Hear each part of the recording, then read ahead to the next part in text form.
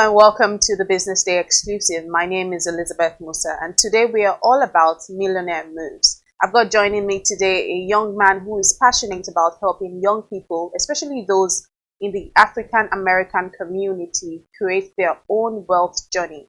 His name is Cedric Nash, and he is called your Millionaire Mentor. He's a serial entrepreneur and investor who educates, inspires, and motivates wealth building in the African American community. He's also the founder of the Black Wealth Summit 501 organization and the author of the newly released books, Why Should White Guys Have All the Wealth? And also is also the author of How You Can Become a Millionaire Starting from the Bottom and the Millionaire Money Moves Supplemental Investment Guide. He also is the founder and the owner and president and CEO of Oakland Consulting.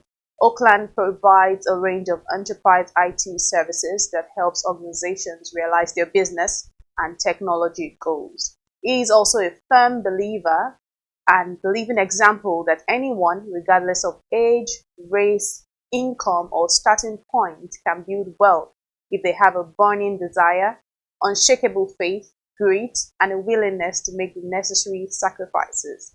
Well, enough of the introduction. Let's get into the business of today. Welcome to the show, Mr. Nash. Thank you. Happy to be here with you today. Awesome. Let me start by asking you why you started this journey of getting more people empowered to create wealth. Tell us about this journey. Well, this journey started a long time ago, just coming out of college. I read a lot of books on personal finance, inspired by my mentors. I had 4 millionaire mentors who inspired me and shaped my mindset to want to build wealth. So when I came out of college, I really wanted to create a blueprint for building wealth starting with a paycheck. And so I was able to achieve that. And as a way of paying forward what my 4 millionaire mentors had poured into me, I wanted to spread the love to my community because I believe that, like I said, anybody can build wealth as long as you have that burning desire. Right. And tell us about what this millionaire mindset is. I mean, there are many people who want to be millionaires. There are people who already are millionaires. They probably have a mindset that we don't know. And then what do aspiring millionaires also, what's this millionaire mindset that they need to know about? Yeah, it's interesting. A lot of people think that a millionaire mindset is really about, lavish living and lavish spending. And it's quite the opposite. The millionaire mindset is really around frugality. It's really around using your money like a tool to make more money as opposed to using it like a toy. And so it sounds very simple, but it's very difficult to implement. It's because we are influenced by our friends. We're influenced by social media. We're influenced by millionaires and billionaires who are spending millions of dollars on marketing to influence us to use our money to make them richer. And so it's harder and harder for people to keep their own money in their own pockets and building up their own group of assets that provide lifelong income and wealth for them and their family. So, like I said, it's a lot of people talk often about this millionaire mindset. I think they get it wrong. It's really about frugality. It's really around treating your money like a precious resource. And so often in our community, we treat it we have a saying, to fake it until we make it. We treat it more like to make us look more wealthy, and that never is a recipe for success. And tell us about looking at your own journey. What was the mindset shift rather that you had to make to become a millionaire? What was interesting is that because my millionaire mentors had poured into me since I was in 11th grade, when I came out of college, I already had that mindset.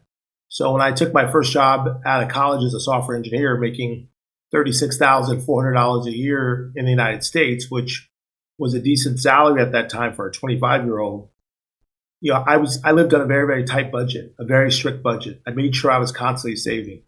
I bought my first piece of real estate right out of college. I went from my college apartment right into owning my own condominium. And so I was very frugal. I was saving my money. I was only spending on things that were necessary. So my mindset was already there. What's really interesting is that at that age, I never knew how it would turn out. I just believed that was the right process. And it worked because that mindset that cemented in me continued even when I started making significantly more money. And so as I made significantly more money, I always lived below my means. I always made sure that I invested in assets. And over time, those assets have grown and they continue to produce income. And that's really what we have to do. The sad reality is people are in certain financial situations that make it very difficult for them to live as frugal as they need to be. But that really is the answer.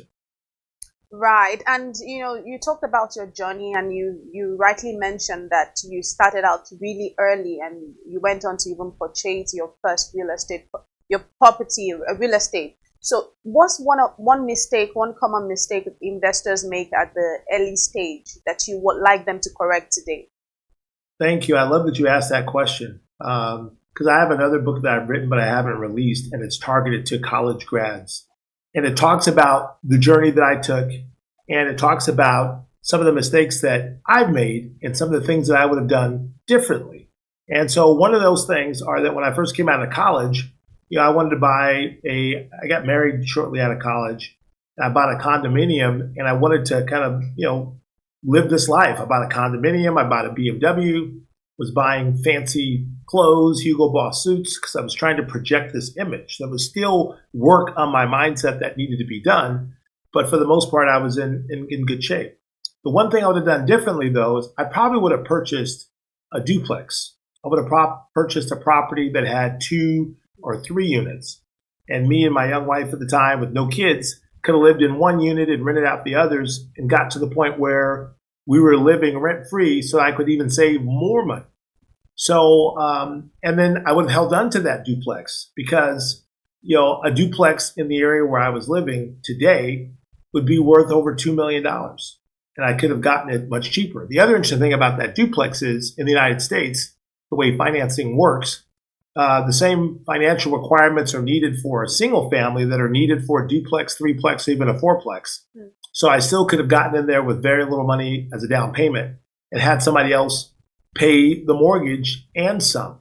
So that's the mindset that I'm talking about. It's about how do I maximize the use of my money for my eventual long-term success. And that's the mindset that millionaires have. They don't look for short-term rewards. They look for long-term success.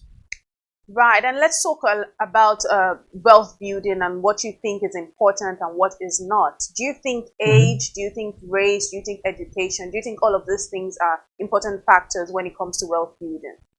The reality is it's not that important. It's really the mindset. And the reason why I say that is that the education can help in terms of your ability to earn more money. I mean, it does take money to make more money. So the education will help you on what I call the offense, on getting more income so that you can do better things with it. But there's been countless of people, in our history, as well as people even, our parents and grandparents who made modest amounts of money, but they saved a lot and they built significant wealth. And I always talk about my grandmother who made only $200 a month, which is not much money in the United States, but she went on to owning her own home. She saved some money for retirement. She passed money on to her grandkids, of which I received some, and then I basically invested that money. At the same time, I own her house in New York, in the Bronx, and that house is worth over $700,000, and I have it rented out. So that's what generational wealth is really about. It's about efficiently transferring wealth from one generation to another. And so I say efficiently by minimizing tax liabilities, minimizing the amount of money you spend with lawyers trying to transfer over the assets. So I think it's not so much about how much you make. It's really more about the mindset. Because if you have the right mindset, you can always find ways to make more money by taking on side hustles and eventually get your investments to generate the income that you want and desire. Right. And I understand that you are mostly focused on, making sure that the African American community builds wealth. What do you think are some of the financial barriers that we are facing in the African American community? The biggest barrier, and it sounds like I said, I know I sound like a broken record because I go back and forth to this mindset concept. It really is so important. But the biggest barrier to us as a community is that most African Americans, pretty much all of us, our understanding and our knowledge around wealth it's rooted in financial trauma, right? Starting all the way from slavery. And if you're in the United States, you go from slavery, you go to sharecropping, which my grandfather was a sharecropper. My father was a Southern sharecropper. You go from being promised 40 acres and a mule that never happens, gets taken back. You go to, there's a whole bunch of things, redlining, the Jim Crow laws, and even the stuff that we're dealing with today that's setting us back so far in the United States. So what happens is it's our response to that financial trauma that has shaped our mindset in the way that it is. And it's made us desperate. So then we invest in things that we expect are going to give us super fast returns, like cryptocurrency and things like that, right? We basically fall for all of these tricks that don't really get us there because our mindset says we're behind, we need to speed it up, so we've got to basically take chances. And the realities about wealth is that it's a slow process. It's about slow, consistent investing in quality assets that appreciate and generate over time. It also has us distrustful of our fellow brothers. So then we have a difficult time pulling our money together to invest together. All of these are mindset concepts. The other piece is that it has us overcompensating. So basically I talk about fake it till we make it. We spend money to convince people that are not wealthy that we're wealthy, right? That's overcompensating as opposed to using that capital to literally make us wealthy. All of these are mindset things that hold us back. And so in order to basically build wealth and to shift that mindset, it really takes the right village, right? It starts with having the right environment of people that are serious about building wealth and willing to put the work in. And that's why I created this Black Wealth Growth Challenge, where I mentor people for an entire year. And in that process, there's a huge mindset that's happened. They get coaching on investing. They learn from other millionaire investors, and they're inspired. And they're inspired to stay the course. And they're in a course with people of like-minded. So that's really, really what's needed. And it's a slow process, and it takes time, but it's very, very doable. Thank you for breaking that down for us. We are in Africa, so oftentimes people talk about poverty levels being high. It's hard for many people to even think of wealth creation when they have yet to put food on their tables. All of these things are things that people are not quite concerned about, building wealth when they are yet to, have a 3-square meal. What do you think is the way out of this? Do you think that it's still possible for people to build wealth with high levels of poverty? Yes, there is. And like I said, it's been done, between generations. There's a book I read called, it's called Black Fortunes. And it talks about the six African Americans or Africans that escaped slavery to become millionaires. And they started way before the levels of poverty in Africa today. These are people who started as slaves, who started just out of slavery, who were able to pull some money together and invest in the same things, real estate, stocks and bonds, private equity, gold, the whole 9 yards, and become millionaires.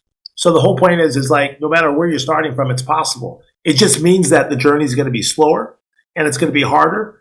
And that just means that you have to have that much more resolve. You've got to find so many ways to make income. And what's interesting about Africa, which I love, I call it a new frontier because there's a lot of opportunities. There's a lot of things that are happening. One of the things that I see, and I might be wrong on this, but one of the things I don't see that Africa is taking advantage of to the full extent, and that's the technology revolution that's happening. Right. African, businesses, there's so much technology that can be brought to those businesses that could significantly increase efficiencies and create opportunities for young people that have embraced these new technologies. I'm talking about artificial intelligence. I'm talking about cybersecurity. Talking about a lot of the technology centered around mobile technology and electric vehicles and the whole 9 yards. It's a huge opportunity. And I believe also that there's ways through research and hard work to identify ways to get capital for those businesses. And that's really, really the key. In fact, I really can't talk about it now, but I'm working on something that does such that to help bring capital to African American people to kind of, spark their entrepreneurial dreams and goals. Truly look forward to that. But when I was reading through your bio, I did see that you spoke about spending what your money makes, and I was really curious to know what that means. How does one set up their finances so as to be able to spend what their money makes? I love that. That's really, really the key. And what I mean by that is that a lot of people take their money and they spend their money, and they're not using it like a tool. When you use your money like a tool, that means that you invest in things that generate more income. An example of things that generate more income is you can invest in multifamily properties. I know in Africa, people pay their rent for the entire year. Right. So you can find properties that you can buy and fix up and rent those properties out.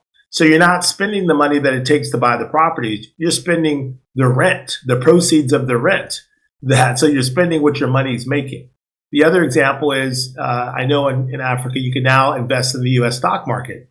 There are things called dividend aristocrats. These are dividend stocks that have been producing a dividend. And a dividend is when a company makes a profit, they decide to share some of those profits with shareholders in the form of quarterly dividends.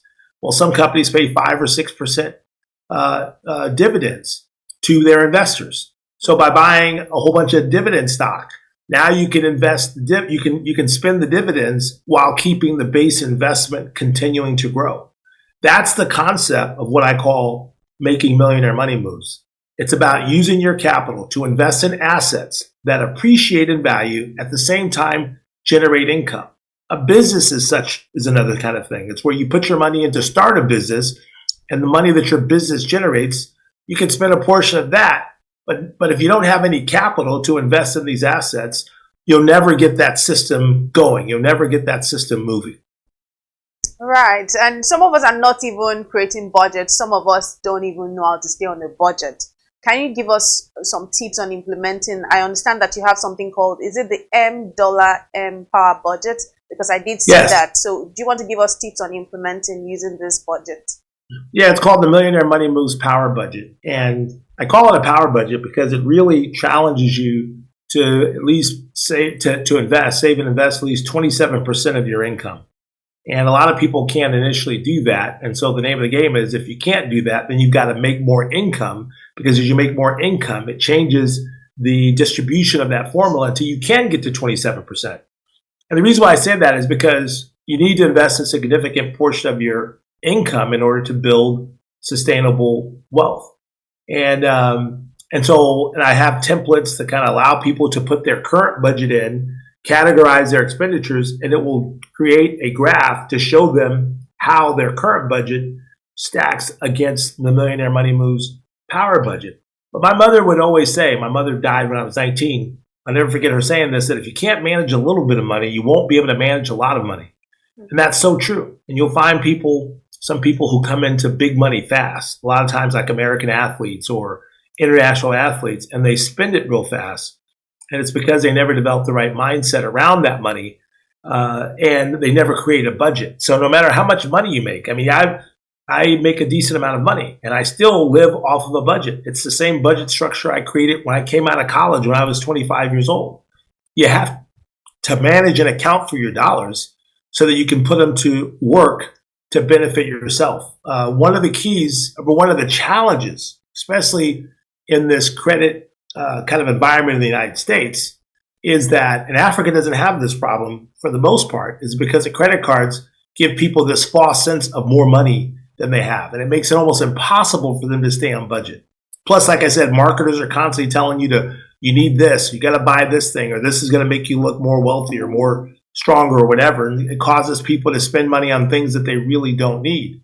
So the key to staying on budget, and I talk about this as well, is when you look at the power budget, I have you create several accounts where you put money into those accounts according to the distribution of your budget. And then when that money is gone in that bucket, it's almost like putting different money in different buckets. And when that money is gone in that bucket, then you just have to stay at home and cut your spending until you get more money put into the bucket. So, that's one way. It's going to segment your money into what is mandatory for you to pay in terms of what is discretionary, things that are optional, which is another bucket for what you need to save and invest, right? Another bucket for how you reward yourself when you achieve your goals, right? And also another bucket for giving back, because that's an important paradigm in wealth building. So that's in essence, I know I'm going on and on, but that's in essence the structure of our budgeting. And that's key to building wealth. It's a slow process, but you've got to manage your dollars very, very carefully and track them if you're going to get there. Right. And, you've been speaking on saving and investing more, and people are curious to know what are ways to strategically invest. What will be your tips on earning more? Because there are people who, probably want to invest, but then they just have just a little chunk, and they're wondering, what am I even going to invest? I love like that. a Nigerian. So they're thinking, how do I then earn more so I can invest more? So what ways will you tell us on how to strategically invest? Well, like I said, it sounds like you're talking two different questions, but to strategically invest, I have something on my website at cedricnash.com, and it's called my investment ladder. And it basically shows people how to go to zero to millions. And it has different levels of investors, from a level 1 investor to a level 7 investor. And so I created this because I'm real serious about teaching people how to become a millionaire starting from the bottom. And I needed to be able to show a roadmap of how you do it. And I basically talk to people of how do you get to $1,000, and then you can invest into the stock market, into ETFs, or into index funds or individual stocks. And then as you grow that money up to 25,000 or whatever, then I go to the next band, 25 to 50,000, where you can invest in single family homes or and continue to invest in the stock market. So it's a roadmap, because your portfolio, your investment portfolio, in order to be safe, needs to be heavily diversified across stocks, real estate, entrepreneurship, and even potentially private equity. So if you get a chance, you can go to my website at cedricnash.com, look at my Millionaire Money Moves link, and it will basically explain my entire system.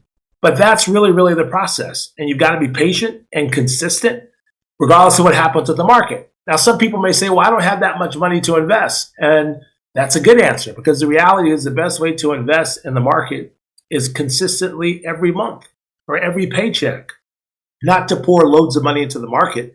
It's called dollar cost averaging. So you're averaging your price as the market continues to grow, whether or not the market goes down or up. If it goes down, you're buying more shares. If it goes up, your shares that you own have gone up in value. That's the strategy.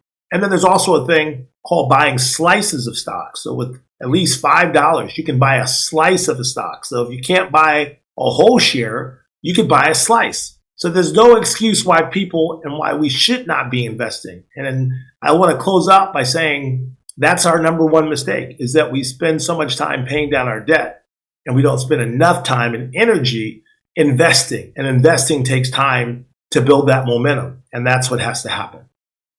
Right. Thank you very much, Mr. Cedric Nash. I would ask you if you have any final words for us today, but if you don't have any, we could close out. But do you have any final words for us today? Well, my final words are, I just want to encourage people to keep focused, to keep motivated, keep investing. I don't care what your level of debt is. Take a piece of the money that you make and put it away for you and your family in the future. The goal is to get those investments big enough to where they generate enough income to provide lifelong income for you, as well as provide lifelong income for your family. And finally, when you go and God calls you to glory, you can't pass the income from your job to your family, but your investments and the income that your investments make can definitely be passed to the next generation and built upon. And that's what generational wealth is all about.